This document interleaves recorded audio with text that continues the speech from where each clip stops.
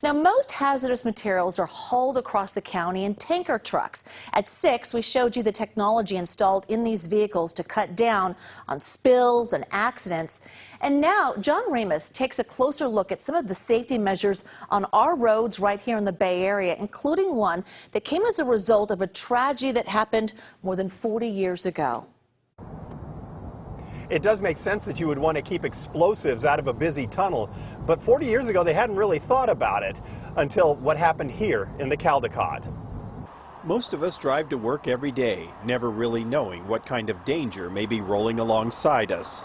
Federal highway safety officials are looking for ways to cut down on the number of truck accidents, especially those that involve hazardous materials. There's over 2 million shipments of hazmat every day in the United States of America. And most of the incidents involve flammable liquids, primarily combustible liquids for fuel oil for home heating. Human error is the biggest contributing factor. But some of the laws governing hazmat on California roads were born out of one tragic incident in the Bay Area, specifically the Caldecott Tunnel. At about midnight on April 7th, 1982, a woman, later ruled to be legally drunk, entered the third bore. She struck the wall, blocking the roadway about halfway through the tunnel.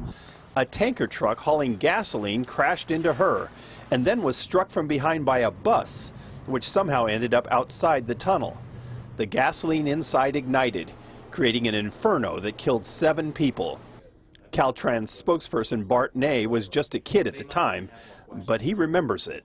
Being a Bay Area native, that was a pretty big catastrophe that happened, where an explosion took place in the Caldecott Tunnel, and it made some changes in the California Vehicle Code. You'll no longer see tanker trucks hauling hazardous materials in the tunnels unless you travel pretty early. As the signs say, they're now restricted to the hours of 3 a.m. to 5 a.m. And the Caldecott fire even changed how tunnels are built.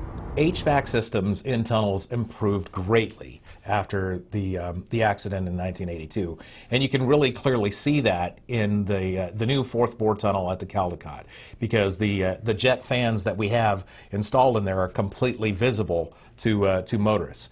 But all the tunnels have them, and they came in handy in 2015 when another fiery car crash left a tunnel filled with smoke.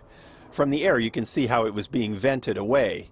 Bart Ney says it's not unusual for laws to change after a tragedy.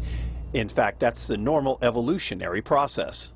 So what the state does is it looks at the necessity, like there is a need to move these things, but how can we move them in the safest manner possible and on the best routes possible?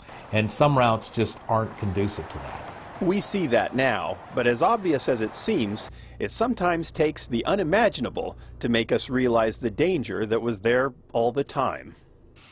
Caltrans also has restrictions on many of the Bay Area's roadways and along waterways, prohibiting tanker trucks carrying flammable and toxic materials where they could spill.